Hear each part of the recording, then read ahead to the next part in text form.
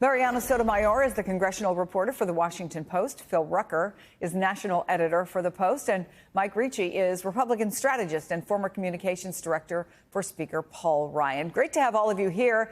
Okay, Mariana, let's set the stage. How likely does it seem right now that Mike Johnson's speakership could be in trouble? I mean, it is in trouble. This has been mounting for several days, even before Musk actually chimed in to really trash Johnson's initial proposal. There were already conversations happening among a number of Republicans, and it's not the usual hardliners who have been very critical of Johnson for a majority of this year. There are many Republicans from across the conference who have felt like Johnson has not handled this process well. He has not been communicating with them. And Johnson, in closed meetings, has been saying, well, I have been communicating with Trump. There's a lot that Johnson has to balance here. And that is making it harder for him to be able to tell his own House Republicans exactly what is going on at all times. The one thing that we all remember from then Kevin McCarthy's speakership was that Republicans do not like when promises are broken. And Johnson had said for a very long time that he would pass a clean extension of government funding, also add some disaster relief. But as we remember from earlier this week, he added so much more to his initial plan that it just evolved from there. And we're currently at a point where it's kind of plan, I don't know, XZ, a lot of moving parts today, but it seems like the plan now is to vote on the bill that failed last night, but without anything to do with the debt ceiling. That is obviously the debt. It's something that Trump has requested. So House Republicans are going to have to work through that as well. Yeah, Mike, theoretically, look, Elon Musk is an option. You don't have to be a member of Congress, right, to be speaker. But before we get to that, do you see a path for Johnson to keep his job, or do you think that ship sailed when 38 members of his caucus voted no last night?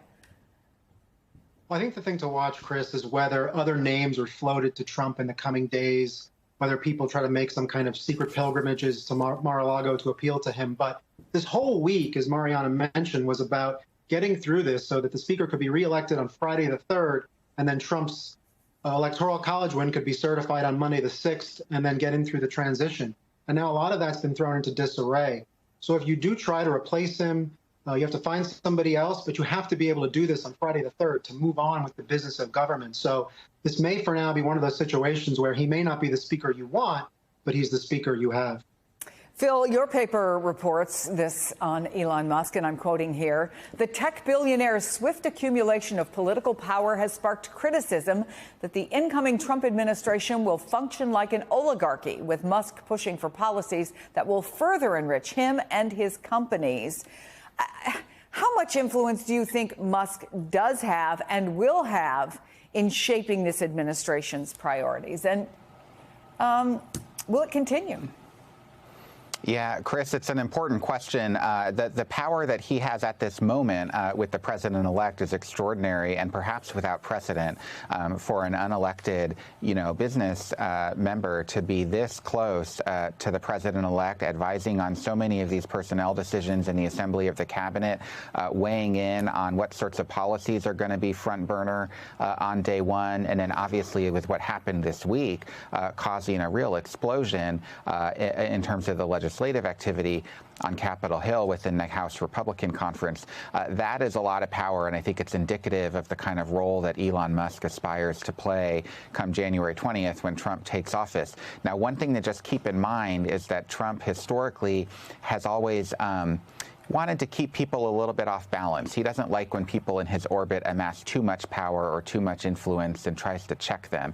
We've not seen him do that yet with Musk. In fact, he seems sort of flattered that the world's richest man would want to be spending so much time with him and involved in this decision making. But there could possibly come a time where, Trump feels like Musk has too much power and he wants to try to put him in his place. And that's what I would look out for.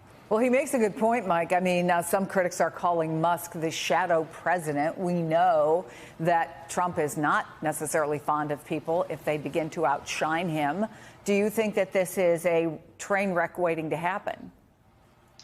Yeah, I think, is this sort of the end of the beginning or the beginning of the end for that relationship? No question. But, one thing that came through in the reporting this week and what I've heard from staff and members is how frustrated they were with the misinformation that Elon was spreading on Twitter. And so it's interesting to watch Republicans and conservatives fight with each other about this. But that's one angle to watch here, is whether having Elon weigh in from the outside like this and creating this chaos, whether that begins to wear on people. And I do think the person to watch here, Chris, is actually J.D. Vance. He sort of sits uniquely at the axis of Trump, of Musk, of Don Jr., the Senate, the House. And so how he operates, him going to the speaker's office, him being on the president's statements, I think him as the power broker here is going to be one of the key angles here in terms of how members feel about these outside influences going forward.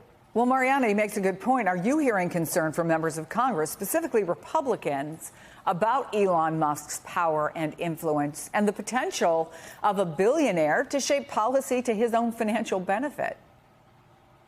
Absolutely. Even in the days after that President-elect Trump won the election, Republicans, especially those who lived through that first Republican trifecta in Washington, remember how Trump himself would pressure them to fall in line. So they were expecting that.